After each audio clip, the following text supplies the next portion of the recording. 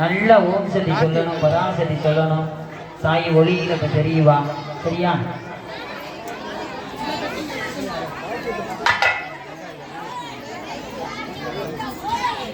ஓம் சக்தியே, ஓம் சக்தியே, ஓம் சக்தியே. தீபத்தை பொறுத்துங்க, தீபத்தை பொறுத்துங்க, தீபத்தை பொறுத்துங்க. நல்ல மணி ஓசைகளை சத்தத்துல அம்மா வரணும்.